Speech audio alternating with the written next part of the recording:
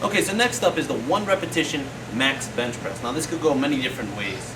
Now this has different variables based on the fact that are you using a real Olympic bench or are you using a machine? If you're using a machine, the weight is actually easier to press up than if you're using an Olympic bench press, okay?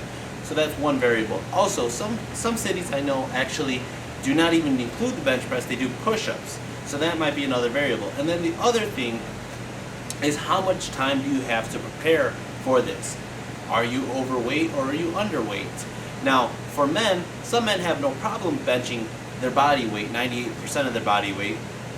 And some men might be really overweight and 100% of their body weight or 98% of their body weight or even 80% of their body weight is a lot of weight to press. So, on the other end, you have a lot of women who might be actually a little too skinny, who might have a hard time pressing 50% of their body weight, which is a requirement for most ranges of the women body weight. Now, for the men who are overweight, my recommendation would actually be, should you lose weight or should you work on the bench? And the answer is both. You want to lose weight so that way you have less weight to press, but at the same time you do not want to lose the muscle mass. So you want to be able to contain being able to press that much weight. Okay, so now your next question is, how many times a week do I work out chest? And the answer is twice a week, depending on how much time you have to get ready for the test. Now, truthfully, you need about 48 to 72 hours of rest in between the last intense chest workout you had. Okay? So if you have that much time in between, that's about 3 days. Okay?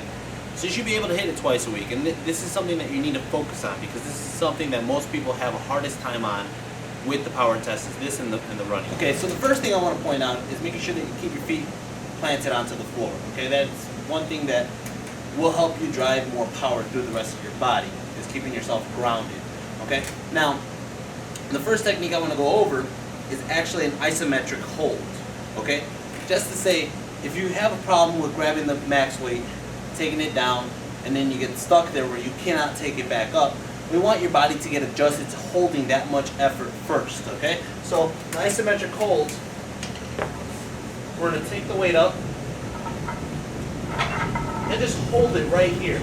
Now you want to have a spotter, of course, when you're attempting this with your max weight, but basically my elbows are slightly bent and I'm just holding it here for about 15-20 seconds. Okay, my arms are starting to shake now.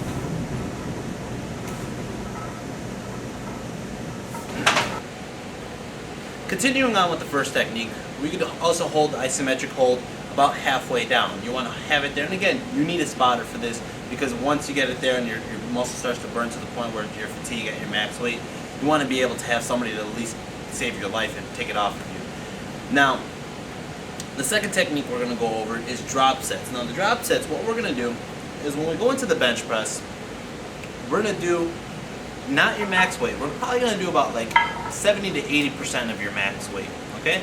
And then we're going to do out as many reps as we can. You know, it could be 3, 5, 6, 7, 8. You should try to get up to 10, okay? But if you cannot, 3 is fine because all we're trying to do is move up to your power and your potential to handle that load. And then once we're done with that, we're going to take off some of the weight and have you perform another set of even higher reps, 8 to 12 reps. And then even so, take off the last plate and probably just do the bar. And you're probably going to burn out the muscle. But at this point, you're actually teaching your body how to build more endurance and also how to build more power under pressure.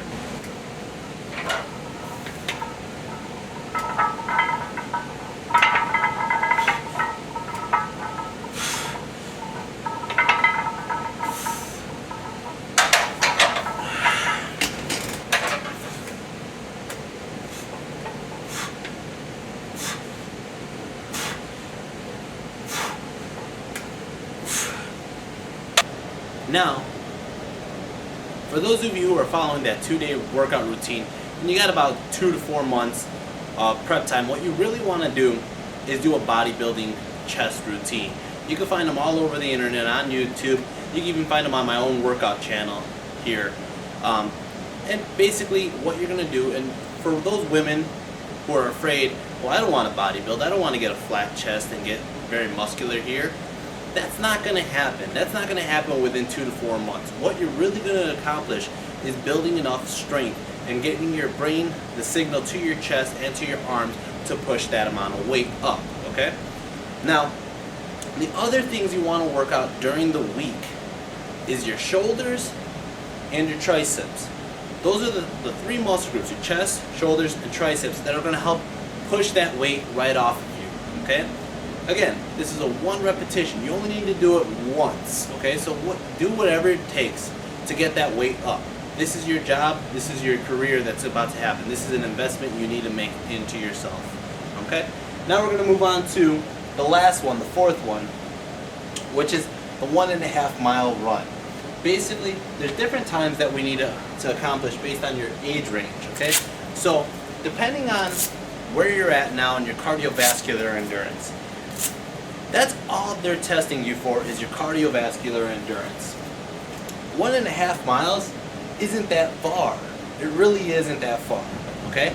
And you have roughly 15 minutes, unless you're a young male, you have roughly 15 to 17 minutes to get this accomplished.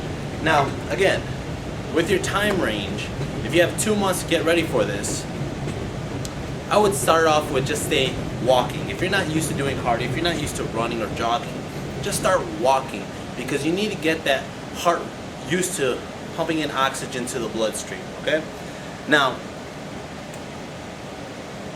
yeah, it says 15 minutes. I would say walk farther. Walk 30 minutes, 45 minutes, okay?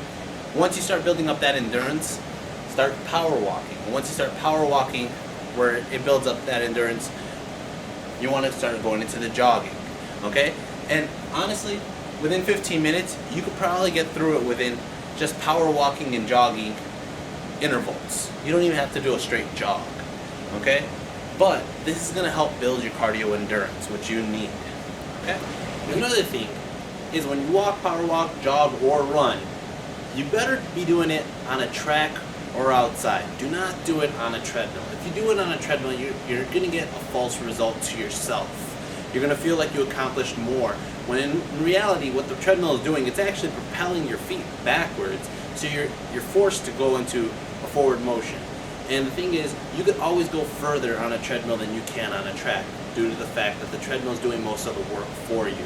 Okay? Granted, you will still breathe hard, you will still get your cardio endurance up there with a treadmill, but to get yourself ready for this test, do yourself a favor, use a track or run outside.